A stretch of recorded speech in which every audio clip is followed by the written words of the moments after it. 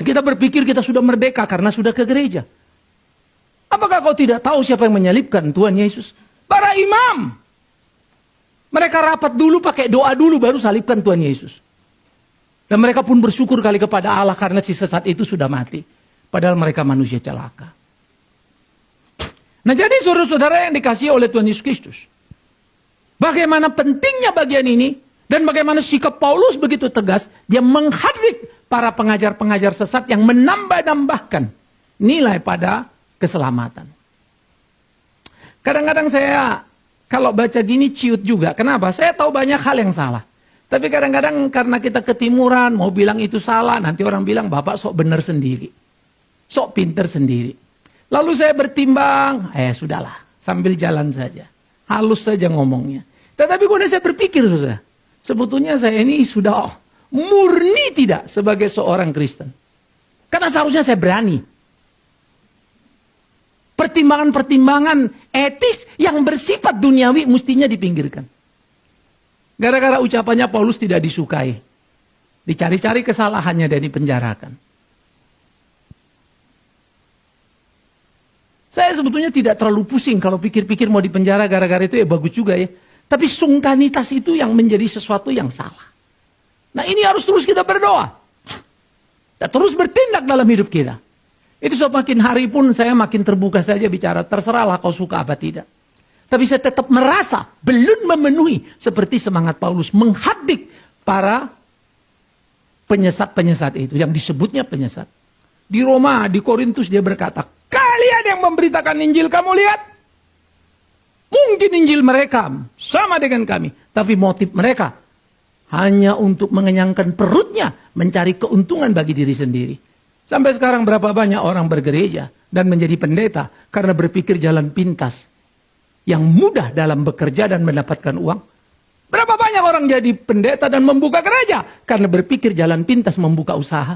Berapa banyak gereja-gereja menjadi aset pribadi dari para pendeta. 1001 alasan boleh kau sampaikan. Tapi itu uang jemaat yang dikumpulkan. Kita ini banyak jadi penjahat dengan baju rohani, saudara. Tapi yang lebih jahat lagi jemaat. Sudah tahu pura-pura tidak tahu. Maka pantas kamu menemani banyak pendeta ke neraka. Tapi pendeta masih untung. Dia masuk neraka sudah nikmati aset. Kau yang susah. Masuk neraka tidak pernah nikmatin aset. Malah nyetor ngumpulin uang untuk aset. Sudah nyetor ke neraka lagi. Jangan bodoh. Maka terhadap gereja dan bergereja kalian harus kritis di dalam gereja ini. Terhadap ajaran mesti mau tahu. Lihat apa ini dan bagaimana itu. Terhadap aset-aset gereja kita di kemudian hari. Harus tahu peka untuk menjaga supaya ini lurus. Tapi kalau bekerja jangan hitung-hitungan. Layani Tuhan dengan kesungguhan. Tetapi pelihara supaya itu dalam kebenaran. Ini menjadi bagian penting, saudara. Nah, oleh karena itu, apa yang dikatakan Paulus, salib menjadi batu sandungan bagi mereka-mereka yang menambah kurangi. Dia berarti penjuru bagi orang-orang yang diselamatkan, mengarah kepada salib Kristus. Selamat menuju kepada Allah di dalam cinta kasih kekekalannya. Tetapi orang-orang tidak percaya, maka salib jadi batu sandungan. Menyandung mereka dan menjatuhkan mereka dalam kehidupan. Nah itu sebab saudaraku yang kekasih. Begitu kita percaya pada Kristus. Maka Kristus bilang apa? Sangkal dirimu, pikul salibmu. Sunatlah dirimu. Dari segala keinginan cinta akan hidupmu. Menjadi cinta pada salibnya. Jangan kau lari. Tapi pikullah salibnya. Karena itulah kehormatan bagimu. Tetapi sekarang orang mau percaya sama Tuhan Yesus. Ikut Yesus semuanya beres. Semuanya enak, semua yang kamu mau kamu dapat. Demi Tuhan yang hidup. Kalau mengikuti ukuran Paulus. Sudah terjadi penyesatan. Kasih 10 akan dapat 100. Demi Tuhan yang hidup. Kau belajar berhitung dengan Tuhanmu. Kau sudah menghapus siapa Tuhan yang berdaulat. Dan apa milikmu itu. Berilah karena kamu sudah menerima. Dan dia tahu memeliharamu. Tidak perlu kau ajari. Jangan dipelintir ayat-ayat dalam konteks yang salah. Kan ada nanti dikembalikan berlipat ganda. Maksudnya apa? Lihat dulu konteksnya.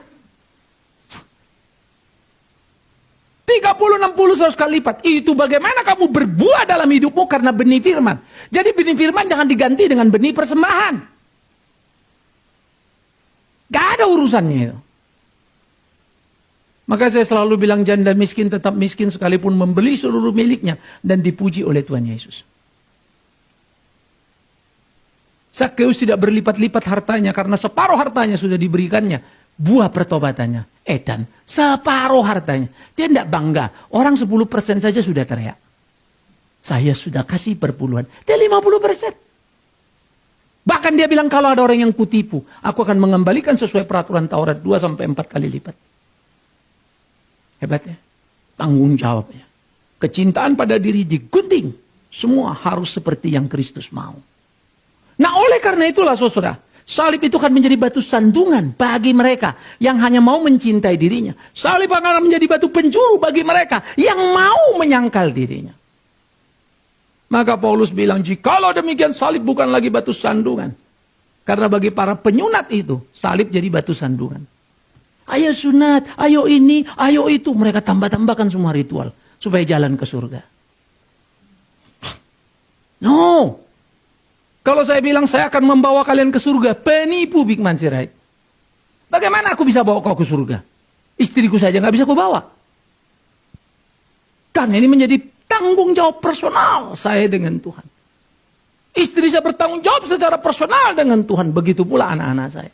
Tapi saya harus memberitakan kebenaran kiranya Allah menolongmu. Tapi aku juga